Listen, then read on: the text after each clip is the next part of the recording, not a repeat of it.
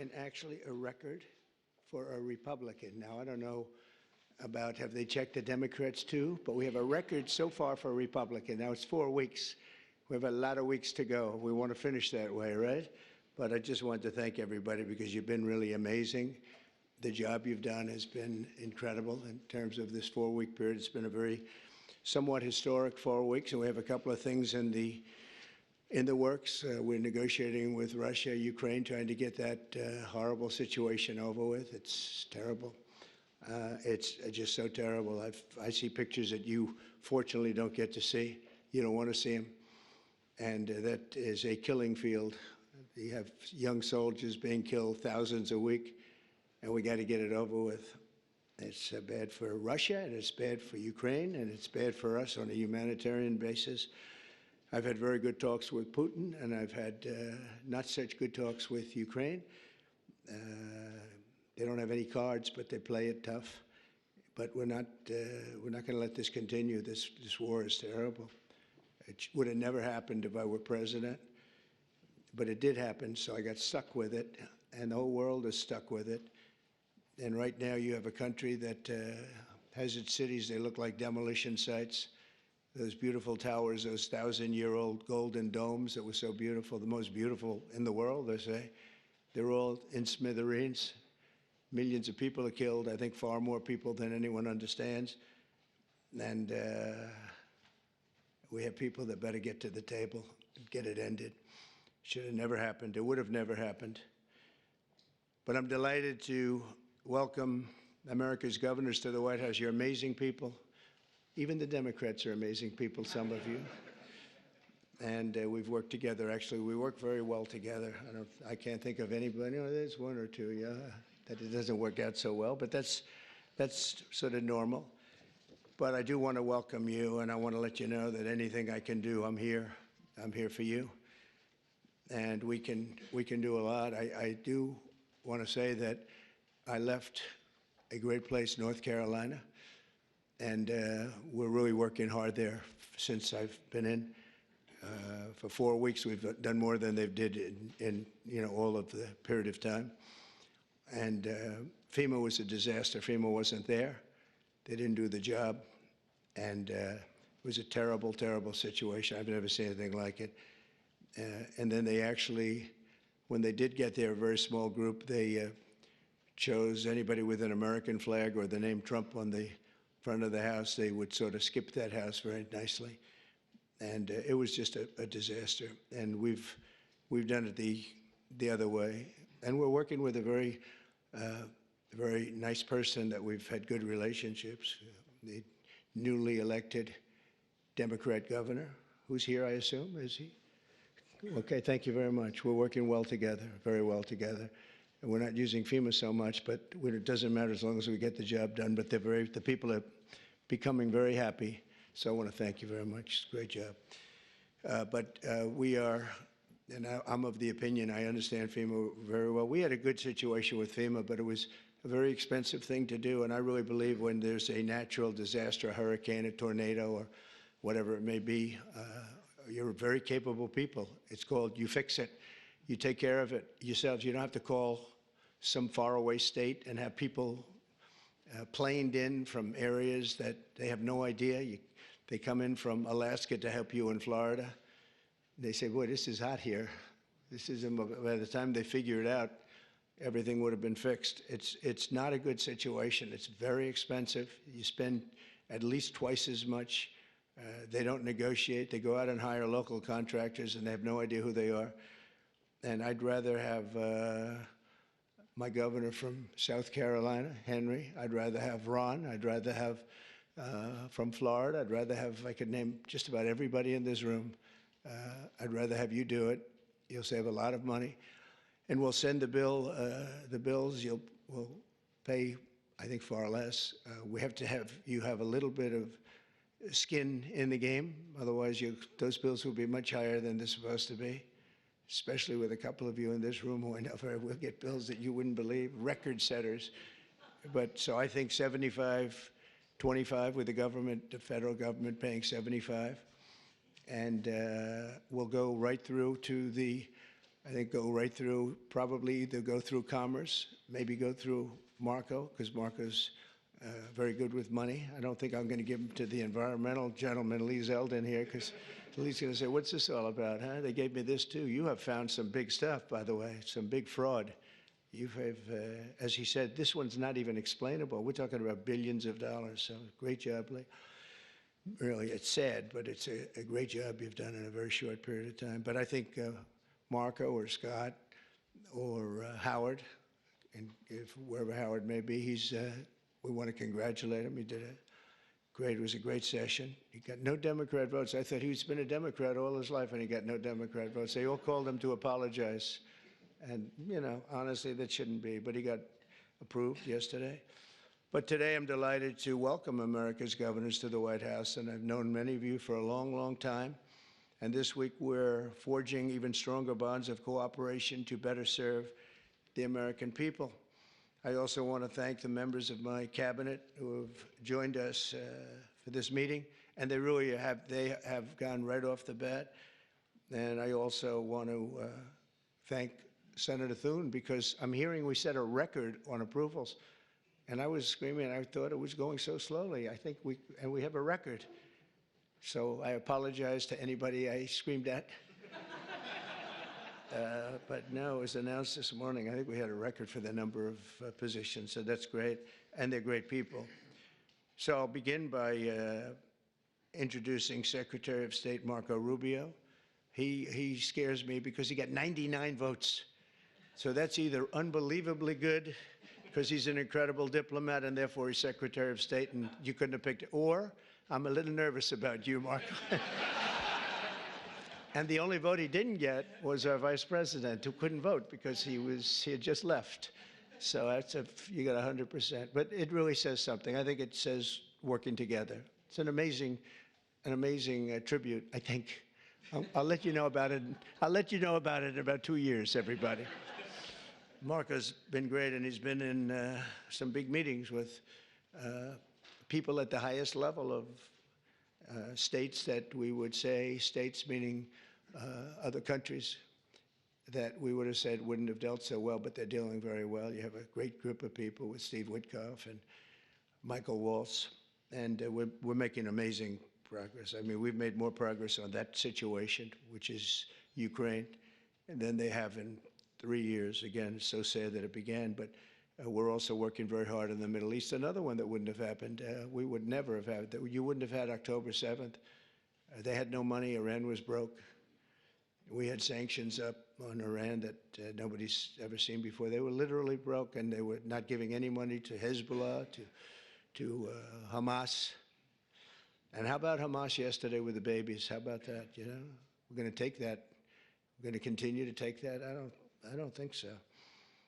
But I want to just thank you, Marco, for doing a great job. And Scott, you also.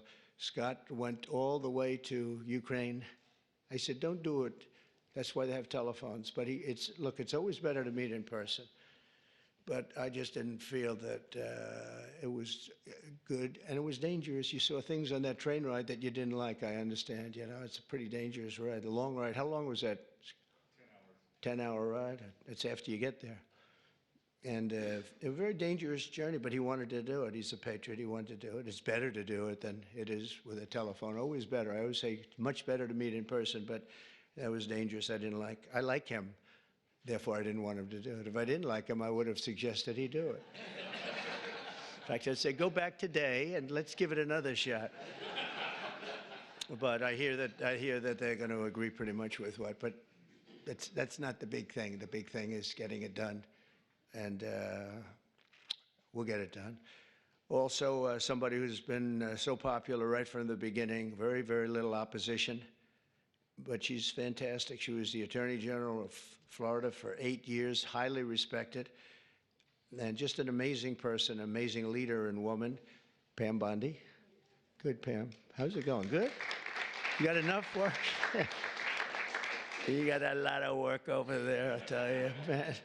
She's going to be unbelievable. I don't even think about it. Interior Secretary Doug Burgum. And Doug, I don't know if Doug's here. He was last night. Oh, good. You just disappear right into the woodwork, huh? Doug is a man who made a lot of money, actually, but in technology, sold to Microsoft for a lot, and decided he wanted to do a Trump thing, and he did, and he won easily.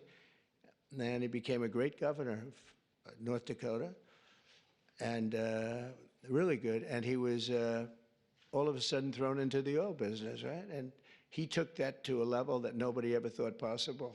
The job you've done there has been amazing. And I watched he ran. Then I said, I like that guy. He was one of the few that didn't hit me. He was after my position, but he never said anything bad about me. I said, okay, that's one checklist that we have good. You know, it's one of the ones. But he was an amazing governor, and he really became an expert on energy. And when I was with him, I realized I wanted him someplace. I didn't know exactly where, but I thought it would be the Department of Energy. I kept talking because the state has done so well. And I said, look, I want you to just hold it, and I want to put you there. He said, sir, I have somebody much better than me on energy. Who? Chris Wright. I said, who the hell is Chris Wright? He said, is Chris here? I don't even know. Is Chris here? Hello, Chris. Boy, am I giving him some build-ups. I did the same thing last night. But he's the top guy in the whole, they say, on the planet for energy, in all forms of energy. Even clean, beautiful coal that we're going to be using like Germany does now. They're opening up a plant a week. And they're opening up in China more than, somebody told me, 2 plants a week, you know, but we're supposed to use the wind, which doesn't work. Doesn't work from a practical standpoint. But I just want to welcome you because you had the greatest man. When he said, you're probably the only man, because I know Doug, he's got a big ego. And you're the only man I've actually heard him say something. He said, he's so much better than me on energy. He's better than anybody. And so we made a move, and you gave up a tremendous position to do this. And we want to thank you. But we have to get going because when we bring the energy costs down, we have more energy than anybody in the world. We just didn't use it. Can you imagine? Biden set us up in Venezuela instead of taking ours, so that we go to Venezuela where they'd have very heavy stuff. And we have the best stuff in the world. We have more liquid gold, and it's really great liquid gold, too. We have more under our feet than anybody else. But we went to Venezuela to buy oil instead of taking it from our own land and, you know, drilling a little hole in the ground. About how big is that hole? About a foot? About a foot, yeah. We drill a little tiny hole, and we could have taken it instead of all of the problems. And then we've made Venezuela strong again. You know, they've given them a lot of money. They never thought they were going to have so much money, and all the people are leaving. So you're going to have one guy sitting there with a lot of oil under his feet. That's not a good situation, but we're having talks about that whole mess. What a mess. That was another one that was done. He was ready to quit. He was going to be out. Marco, you know that better than anybody. Marco's been very staunch against what took place there. And we were going to have that in any form we wanted it. But Biden made them strong. It was the worst administration in history, and I say that with a lot of Democrats, but I think you believe it too. You can't say it, but you believe it. But I just want to thank you, and if you get those prices down, you know, that's what caused inflation, the energy. I mean, the spending, but I think even more so the energy.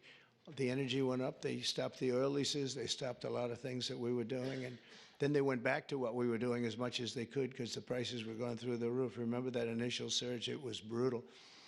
And they went back. They let any rig that we had up just drill, you know, and they ended up doing similar numbers, but we wouldn't have been at those numbers. We would have been double or triple those numbers. Those were from years ago. But energy caused our problem. But I just want to thank you for recommending him. And what we've done is he's the head of Department of Energy. He's Department of the Interior.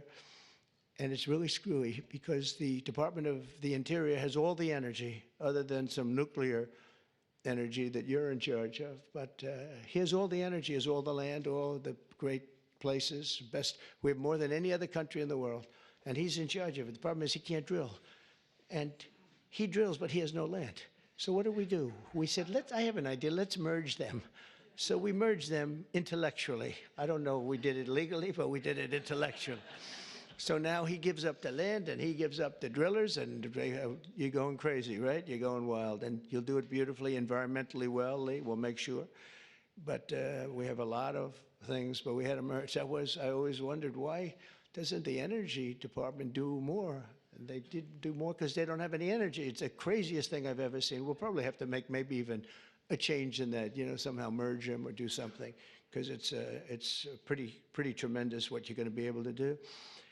Agricultural Secretary Brooke Rollins, who's so fantastic, and she's been at the head of so many different things and loyal from the beginning.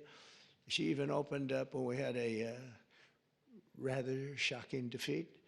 She opened up we call it an institute. I've never seen anybody raise money like her. She raised hundreds of millions of dollars on this fabulous thing. But I said, look, we want to win another race because I think it's really important to win twice. And I won 3 times, if you think about it. So but it's only the Republicans smile when I say it happens to be true. But Brooke has been amazing, and it was really tough because this last election, I go to a person and say, sir, I just gave you $10 million. Oh, where did you give it to? I gave it to Brooke. You gave it to Brooke. She's spending it on policy. We don't have to worry about policy. We have to worry about getting elected, right? But Brooke is fantastic, and she's done such a good job, and she's Make America Great Again, top of the line, right? And she's going to, and what I didn't know, and as soon as I found out, I said, that's that. She studied, that's what she studied, agriculture. She knows everything about it, and she's going to be a fantastic secretary, and you'll do something with the eggs, because I'm hearing so much about eggs. You'll figure it out. You got to figure something out fast. But, and we inherited all of the problems. At some point, a few months down the road, we won't be able to say it's so much us. But the big things, really, we can blame other people for, to allow criminals into our country at levels that nobody's ever seen before, to allow people from jails, to have countries from all over the world be allowed to empty jails into an open border. They emptied jails and prisons, mental institutions, insane asylum, gang members, drug lords, drug people, people on drugs, people that are very sick. They allowed them to come into our country totally unchecked, unvetted. And right now we have a great gentleman, Tom Homan, who's doing an unbelievable job, and Christine Ohm. They're doing a great job, but it's something we should have never had to be done. And you see the levels of crime that these are serious. They make our criminals look nice, I'll tell you. That's the only thing we get out of it. Our criminals are very nice people by comparison. These are seriously tough people. The various gangs, whether it's MS-13 or the Venezuelan gangs, they're as tough as nobody's ever seen toughness like this.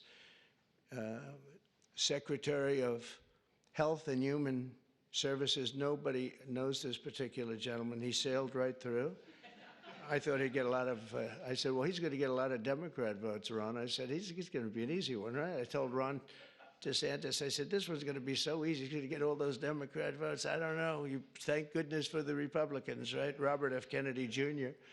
And where is Bobby? Where is Bobby? So congratulations. Was that as easy as you thought? Just quit. Well, in the end, they all voted for him. He did pretty well. You got through. But, we have one stat that I quote, the autism stat. And you hear different numbers, but it's thousands. They say between 10 and 20,000. So if you go back 15 years ago, we had like nobody. It was 1 in 20,000. Now we have 1 in 34. Is that right? 34.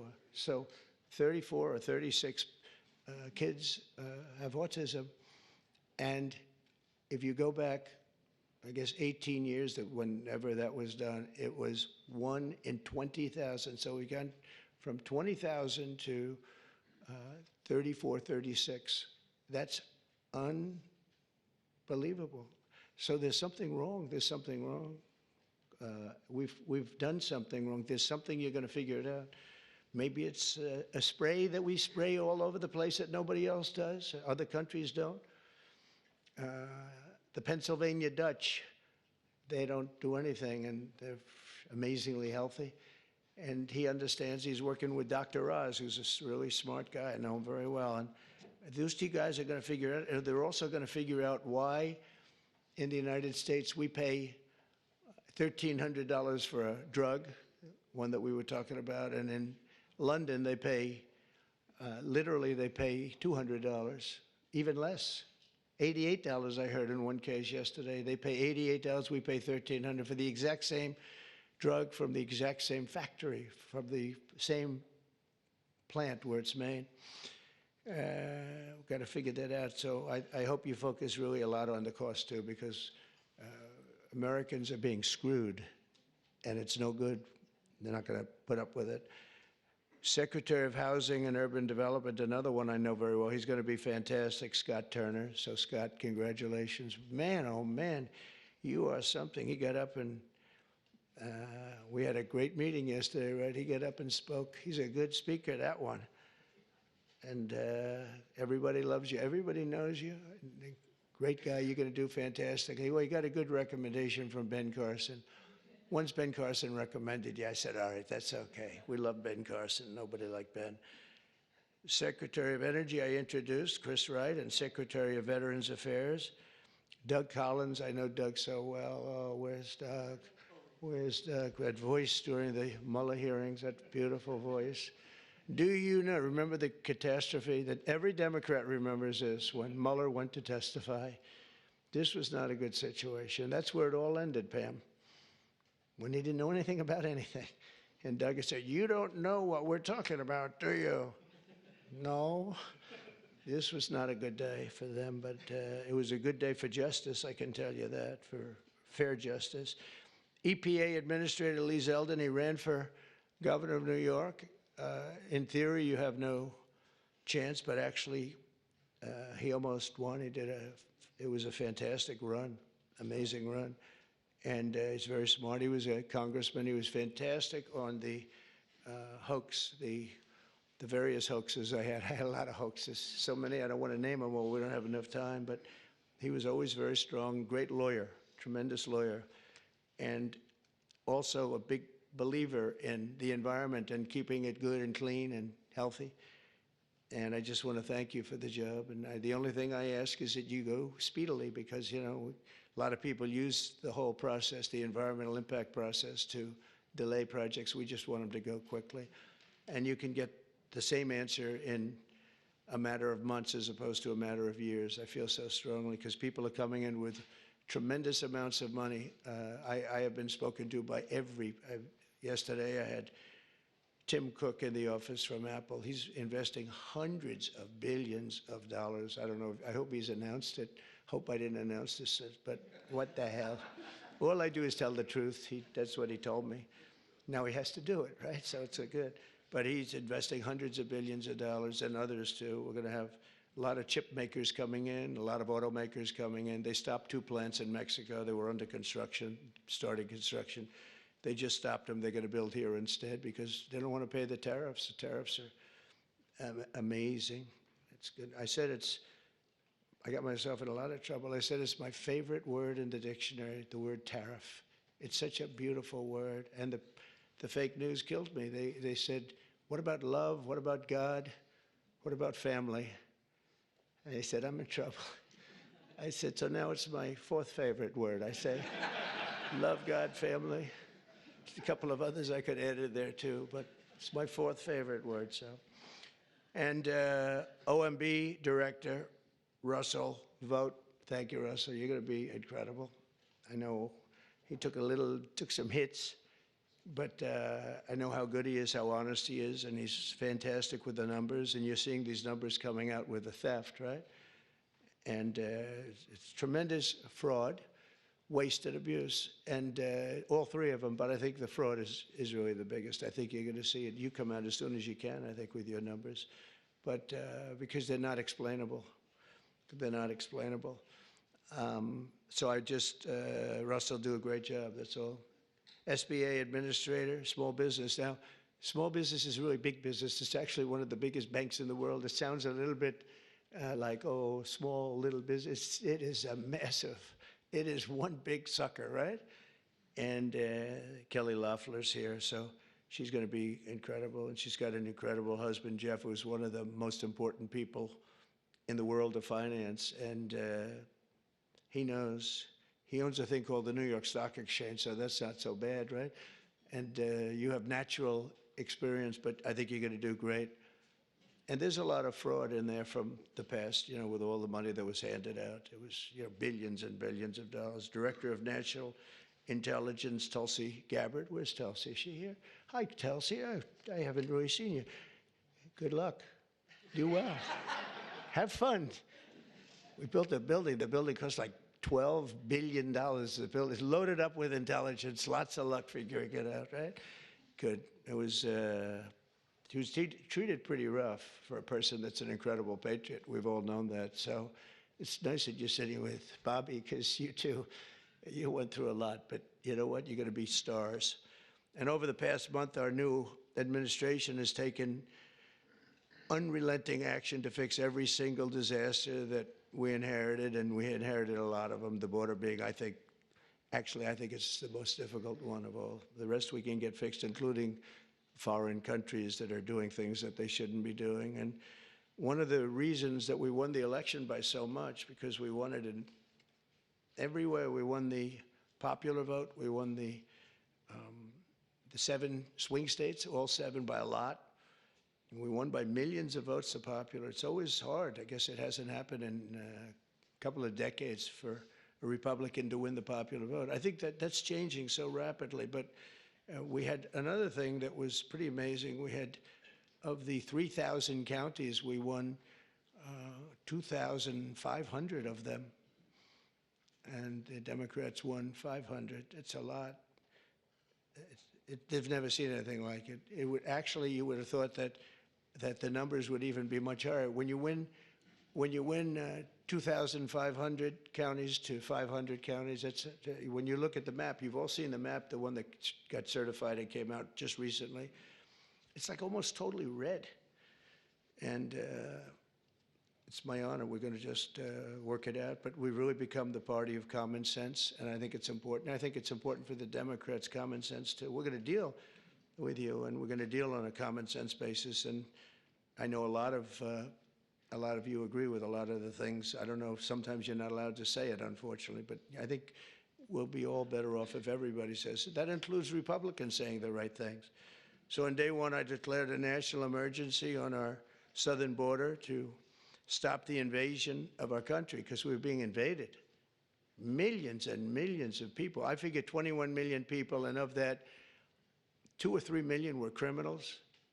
And many of them were people that countries didn't want. They would put them in these massive, large caravans. I came up with that name a long time ago. That's what it is. It's a caravan. And these are people, in many cases, they might not be criminals, but they're people that the country didn't want. They didn't work. They didn't. They needed help all the time, or they needed assistance, or whatever. Our country's got a lot of people in it right now. And we're going to make sure that everybody's treated fairly, but we got to change it. It's the most difficult problem, I think. Additionally, the heroes of ICE have been really hunting down the really bad ones, and we are going, they're incredible people, ICE. They were being shunned by Biden. They were being mocked. And let me tell you, these are tough men and women, but they're tough. They'll see like a MS-13 band of thugs out on Long Island, and they'll bring up the paddy wagons. They get in, and they'll say, no, one of them, 2 of them, killed 2 young girls in Long Island. For some reason, they like Long Island. MS-13 loves Long Island. I don't know what that's all about. But 2 young girls walking to school, 16 years old. In the morning, they were accosted by a group of MS-13 thugs, and they don't use guns as much. They use knives. They like using knives, and they cut them up, cut them into pieces, and left them, and killed them, cut them up into pieces, little pieces. And they used knives because it's more painful. And ICE went in. They have no fear of these guys. They went in and they just knocked the hell out of them. And they'll go into a pack. They call it a pack, not like a political pack. Political packs are slightly nicer. But a pack of these MS-13 people, or Tren de Aragua people from Venezuela, and they'll just walk in. It's all you'll see is fists going for 5 minutes, and then you'll see these guys walk out, and They got them between their legs, and they're bringing them, getting them the hell out of the country. These are rough people that we have to deal with. But ICE is incredible. Border Patrol is incredible. Law enforcement, the people in law enforcement, we make their job so difficult by allowing people like this into our country. We just shouldn't do it. So I've just designated the group from Venezuela, Tren de Aragua, as a foreign terrorist organization. I mean, they, in Colorado, they went and other places, they literally take over. They're like me, they're in the real estate business. They take over real estate. And they literally take it over. They just claim it. And they tell tenants to get the hell out if you don't get out. They had one case where a guy called the cops, and they went in, "You call the cops?" "Yes." And they cut off his fingers. He says, "You don't call them anymore. You cut off the other fingers on your other hand." These are not nice people. But federal, state, and local cooperation has to be the backbone of border security. So I hope, as governors, I know all the Republicans are very much in tune with Tom Homan and Christie and everybody, but I hope everybody, because ultimately you want to get the criminals out of your state. And we're focusing on the really bad ones. We have 11,088 people that we know of that are murderers, that are actually murderers. And I can't imagine anybody wanting them in their state, whether you're a Republican or whether you're a Democrat or whatever you may be. I mean, we have many of them murdered more than one person. Some murdered more than 5 people, and they're in our country. They let them out of jails. These were convicted people, and they let them out of jails because it's very expensive to have somebody in jail for a lifetime or whatever it might be. And they brought them in here. The American people expect every city and state to fully honor ICE detainer requests, and we hope they can, and to ensure the safe transfer of criminal aliens into federal custody for immediate removal from our country. You know, many of the countries said, "We're not ever going to let them back." Under the Biden administration, I remember it's Venezuela. He's a tough guy. And others, they said, "We're not letting them back. They're out of here, and you'll never bring them back. They're not coming into this country." And Biden said, "Oh, we can't bring them back. They won't take them." Well, we took them. And every single country now, you saw it with Colombia, you saw it with Venezuela. In fact, they actually offered to send planes to pick them up, and they'll pick them up so that we don't have to go through the expense of sending a plane. Is that correct, Marco? Even Marco couldn't believe that one. But they literally are sending planes to pick up these people. And they're rough people, and they're picking them up, and they're putting them in the planes. There's no excuse for any state attempting to aid and abet dangerous criminals, killers, drug dealers, really bad people who are violating federal law and violating the law by being in our country. To combat inflation, I declared a national energy emergency, and we had to do that. One of the things we've done is by doing that, we can go very quickly. You know, a lot of companies are coming in, but they need tremendous electricity, amounts of electricity. Who would have thought, Doug, right?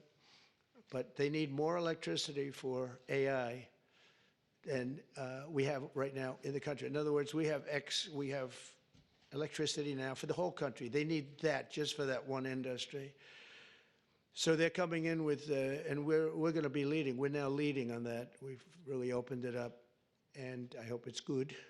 But we opened it up, and we're leading China by a lot. But China's giving them tremendous electricity because they do whatever they want to do. But we're working with Lee. And I've told these people they're going to spend hundreds of billions, trillions of dollars, actually. So I need double the energy that we have right now, and even more than that, from what I'm understanding, which is hard to believe. In other words, take every car, everything, every building.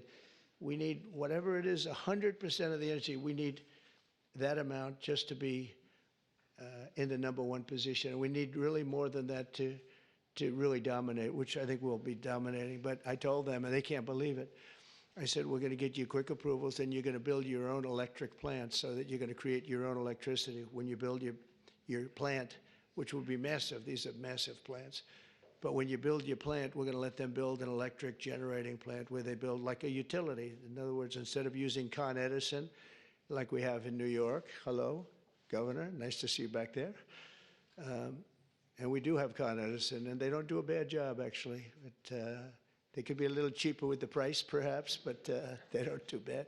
but we build our own utility. They can have their own utility. If they have any extra, they can put it onto the grid. But this way, they're not subject to a bad grid or a dangerous grid or a grid that gets taken out by bombs or war or anything else. So they actually couldn't believe it. They said, "You think you could get that approved?" "Yeah, I'll get that approved very quickly." They couldn't believe it, and they're so happy. And they're going to do some in Virginia, some big ones. But we're going to go, and this way, it's really a self-service. They just have this massive building with a large electric generating facility that'll be powered by natural gas, mostly. Some will use coal, some will use nuclear, clean coal. I only say clean coal, but some will use nuclear. They have their right to do it. None will use wind, because wind doesn't work. It's just terrible how an environmental person can like wind. It kills the birds. It's very expensive. It's 7, 8 times more expensive than other forms of energy. Every wind turbine in the country that goes up needs massive subsidies. It's really the only energy that needs subsidy, essentially. The solar's doing okay. So it's the only one. But to combat inflation, I declared that national energy emergency, and we're going to unleash the liquid gold under our feet to bring the prices way down. That's going to happen. And again, we're going to have a big part of that's going to be natural gas, which is very, very clean, and clean coal. We're going to do as many forms of energy as we can. And it's going to be something I think everybody knows, and you're going to call me or anybody else if you have difficulty or problems, but you're going to have levels of business being brought to this country that you've never seen before. The tariffs are bringing them more than anything else. The country's bringing them, but the tariffs are bringing them. They hadn't been here, and we're creating tremendous tax incentives. But the biggest incentive is they don't want to pay 100% tariff or 200% or whatever it may be. And as you know, we're going to be announcing tariffs on cars from foreign countries of 25%. That'll be done in probably April 2nd. I was going to do it April 1st, but I said, I don't like that date. It's going to cost a lot of money to wait one day. You know, I don't know. What do I do there, Pam? Maybe should I do it just April 1st? It costs a lot of money, that extra day, Marco. You figure what that costs. Let's do it April 2nd, right? I just don't want to take the abuse. We created the new Department of Government Efficiency, which you may have heard about, DOGE, which is now waging war on government waste, fraud, and abuse. And we've begun the largest deregulation of industries and other things. It's proper deregulation that has ever done. I lead the way on my first 4 years. We did more deregulation than any other president in history. And I brought a little list along that I thought I'd just read. Some of the places, when you mentioned DOGE, some of the places that this money has gone. And these are the ones that I feel I can read. There are some that are so nasty and dirty and horrible that I don't want to really read them, because I assume they have television on. I have a guarantee they do. I let the press in today because we have nothing to hide, right? It's much better. They said, "Do you want to let the press in?" I said, "Why not? You think Biden would do that?" I don't think so. $520 million was given for a consultant to do ESG, that's environmental, social, and governance investments in Africa. $520 million, $25 million to promote biodiversity, conservation, and social responsibility behavior in the country of Colombia. $25 million, $40 million to improve the social and economic inclusion of sedentary migrants. They have no place in particular they were thinking of. There is no location. The money was sent out, but they have no idea where it's going. $42 million for social and behavior changes in Uganda, and $10 million for Mozambique medical male circumcision. People that want to be, or have to be circumcised in Mozambique. $14 million for improving public procurement in Serbia. $486 million to a consortium for elections and political process strengthening, which $22 million was for inclusive participatory political process in Moldova. And $21 million going to my friend, Prime Minister Modi in India, for voter turnout. We're giving 21 million for voter turnout in India. What about us? I want voter turnout too, Governor. $29 million to strengthen the political landscape in Bangladesh. Went to a firm that nobody ever heard of. Got 29 million. They got a check. Can you imagine you have a little firm, you get 10,000 here, 10,000 there. And then we get 29 million from the United States government. There are 2 people working in that firm. 2 people. I think they're very happy. They're very rich. They'll be on the cover of a very good business magazine pretty soon for being great scammers. $20 million for fiscal federalism and $19 million for biodiversity in Nepal and $47 million also for improving learning outcomes in Asia. Asia got a lot of money. $50 million plus another $50 million for condoms for Hamas. They gave $50 million, and it worked out so well, they gave another $50 million a little bit later. Condoms, $100 million for Hamas. And we're also uncovering outrageous incompetence and fraud in the Social Security, and I read this last night, so Governor, you're going to be bored hearing this, but you know, you never get bored because it's not possible to even believe it.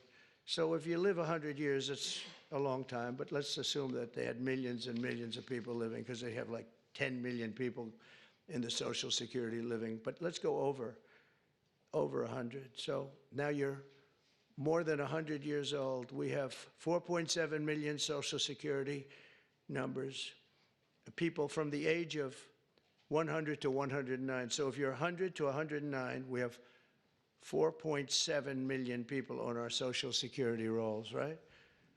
Well, that's a lot of people. I knew one guy was 100. The great Lenny Litwin, he was a builder in Manhattan. He lived to 103. You knew him. He was one of the greatest builders. He was so happy. The reason he lived, he loved building. He'd build a building a year, right? Never had a problem. You knew Lenny Litwin, I would think, Governor, right? He was a great guy and got along with everybody. He got along with Democrats, Republicans. Everybody loved Lenny. When he died, it was a bad day for New York, I'll tell you. He was a great guy. But he lived to 103, 104 because he just loved his business. He was designing a new building at 103, and that was the end of it. He didn't quite get the design finished. But you had 3.6 million people aged 110, substantially older than good old Lenny. From 110 to 119, you have 3.6. These are the people on the rolls.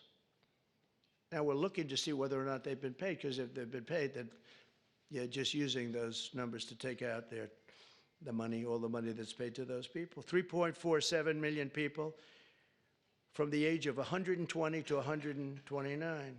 3.9 million people age 130 to 139. 3.5 million people age 140 years old to 149 years old. I think this is the case for Pam. I think I might give you this, Pam, just you can have it. In fact, I will. 1.3 million from age 150. There's 1.3 million people, they're saying, are alive and receiving Social Security. Now, that's the only thing we're checking. Are they receiving it? Because if they're receiving it, that makes it much worse. If they're not receiving it, that just makes it incompetent. They shouldn't be on the rolls.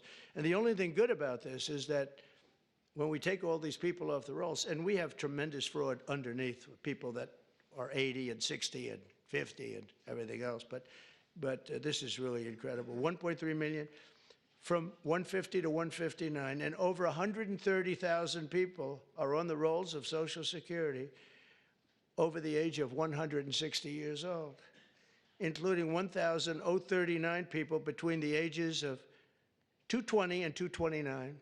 So we have, think of that, we have 1,039 people who are 220 years old to 229.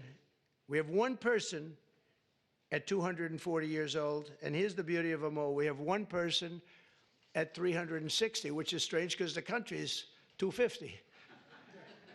So it's been there 110 years older than the country. Here, Pam, you better take a look at this. That's much better for you than for me. Now the question is, are they getting paid? Because somebody maybe is getting paid. Yeah, I have a feeling you were. I said, what a convenient thing. This is so nice. We created this department, DOJ, and The kind of numbers are incredible. It could be $500 billion, but it could be $1 trillion. It could be even $1.5 trillion. We're going to find out. I mean, I'm actually going with Elon, and Elon is doing a really good job. And I said, who are these people that travel? We call them the Dodgers.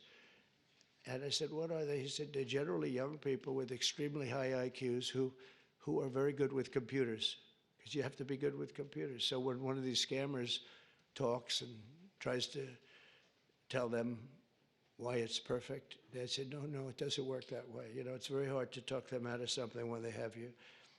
But we're actually going to Fort Knox because I want to see, do we have the gold? Do we still have whatever it is, tons of gold? I hope we do. Wouldn't that be disappointing? Fort Knox. You grow up hearing about Fort Knox. You can't get in. You can't even see it. Nobody sees it. You go there and the place is dry. Would that be terrible? There's another one. Maybe you should go with us to that one. But we're going to go in there pretty soon.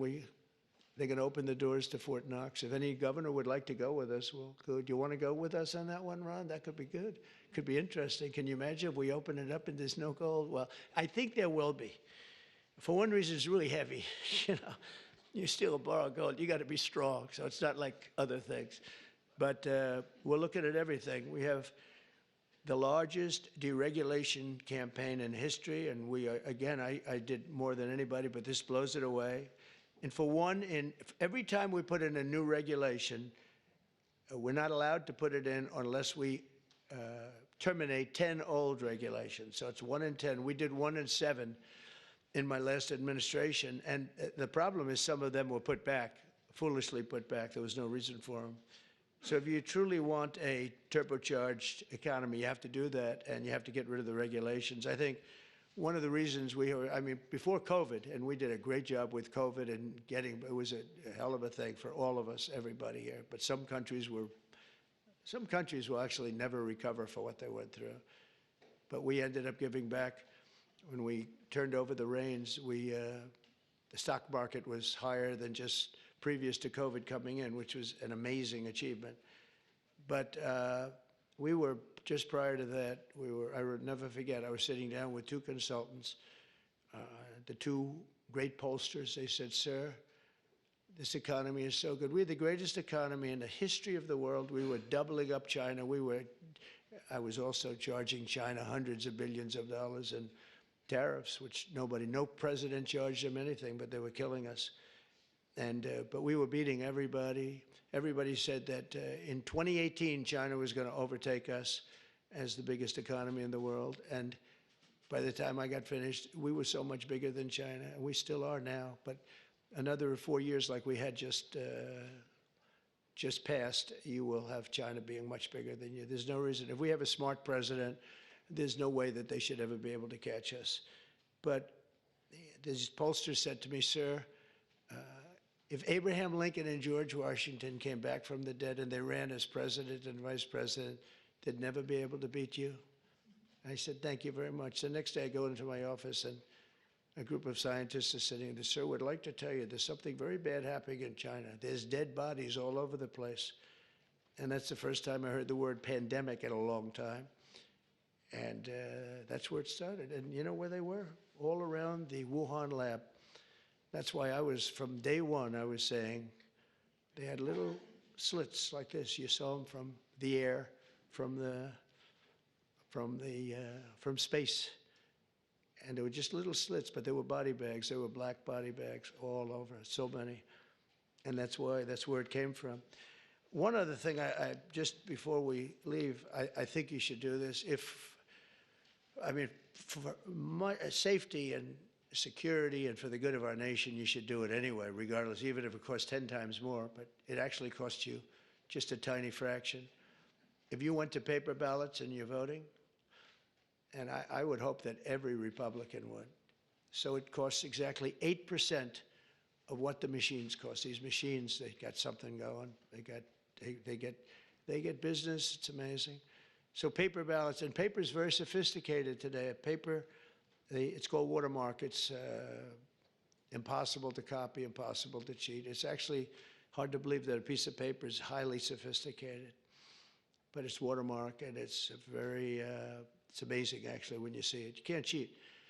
But if you went to paper ballots and same-day voting, and if you went to voter ID, and also one other thing, you want a proof of citizenship, those four things: proof of citizenship, voter ID, paper ballots, one-day voting. And if you went to two-day voting or three-day voting, but some of these states, you had 64 days. You know, California just finished up just a short while ago. They were voting a week and a half ago. They're trying to finish them up. And other states, too. They were weeks after the election. I mean, if that were a close election, you'd have to wait for weeks and weeks and weeks. You got finished fast, Brian.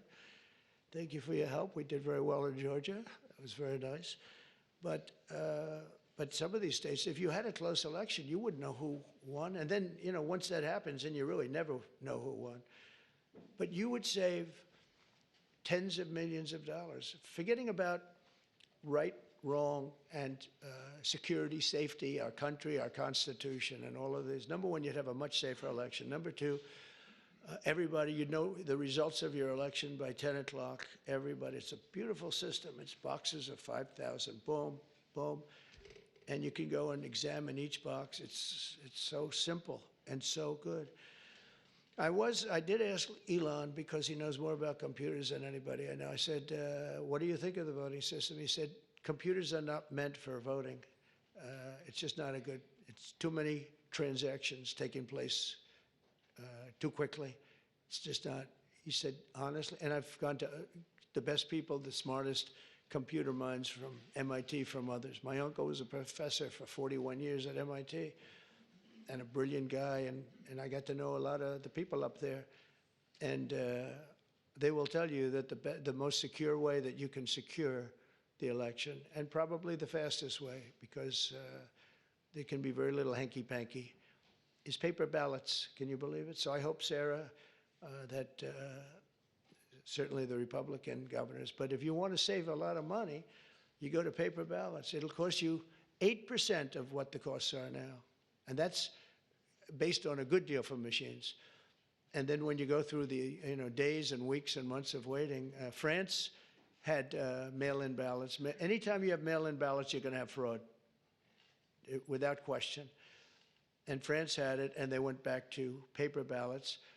And I saw their election, and their election was over at 9 o'clock, and their numbers came in at 10:05. And there were no complaints. They had a winner, they had a loser, 39 million votes, and it was done. We're one of the only people that has now mail-in voting, one of the only countries that has mail-in voting. Remember Jimmy Carter when he did a commission, and I think they had Scoop Jackson, they had some, at the time, big senators, and their conclusion was, if you have mail-in voting, you're going to have massive fraud.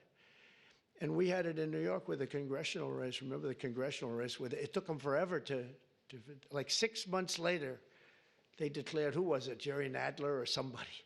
They declared him the winner, 6 months later. But it was somebody. Oh, no, it was the woman, the congressman. I won't mention her name. But she won, but she didn't win. And it was really very sad to see that whole thing. Democrat, that was a Democrat and a Democrat. That was a primary, but they had the mail-in voting. It's just a disaster. So it's very, very expensive. If you want to save money, if you really believe that the computers work, which they don't, but if you want to save a lot of money, all you have to do is go to paper ballots, and you'll be cutting it down by millions and millions of dollars. So America will take off like a rocket ship. You're going to see things that's so great for the governors, and Democrat governors are going to have, you're going to get the benefit of this. You're going to be opening up plants, and you're going to be, I hope we have enough people. We're going to and we want people to come into our country, by the way, I do, but they have to come in legally. So we need people in the country, but they have to come in legally. 2 weeks ago, I signed an executive order banning men from playing in women's sports. Many Democrats are fighting me on that. I hope you continue, because you'll never win another race. And it's just crazy. If you look at what happened with the boxing, if you look at what happened with the weightlifting numbers, where a record that hadn't been broken for 19 years got shattered. But, they put up an eighth of an ounce here, an eighth of an ounce there, and it's 218 pounds or whatever, a lot. And hadn't been broken in 19 years. And then guy walks up who transitioned. He transitioned, and he knocked out that record by about 100 pounds. That will be a record not going to be broken again in a long. So we put a ban on it, and to protect women.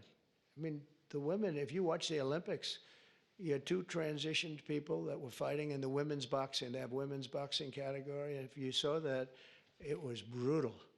What happened to the Italian woman was a really good boxer. After one punch, she said, no, no, no more, no more. I've never been hit. It was a left. It was not even it was just a left jab. She got hit so hard, she said, I can't do it. They forced her to go out. No, go out again. You'll do it. Goes out again, gets hit again. No, no, that's it. She didn't want to die, and it's crazy, but the NCAA has complied immediately, by the way. That's good. But I understand Maine. Is Maine here, the governor of Maine? Well, are you not going to comply with it? I'm complying with state and federal laws. We are the federal law. Well, you better do it. You better do it because you're not going to get any federal funding at all if you don't. And by the way, your population, even though it's somewhat liberal, although I did very well there, your population doesn't want men playing in women's sports. So you better comply because otherwise you're not getting any federal funding. See you in court. Every state, good, I'll see you in court. I look forward to that. That should be a real easy one. And enjoy your life after governor because I don't think you'll be in elected politics. Every state has a responsibility to comply with Title IX. They have an obligation, a legal obligation, and we'll be enforcing aggressively, and we're going to be protecting our citizens. We're going to protect. So just to end, this administration has been fighting for parents' rights and universal school choice. We want to do something that I think many people in this room want, and even if you don't, I think you do want it, but you might not be able to say it. We want to move the schools back to the states so that Iowa and South Carolina and Georgia and all these states can run your own school system.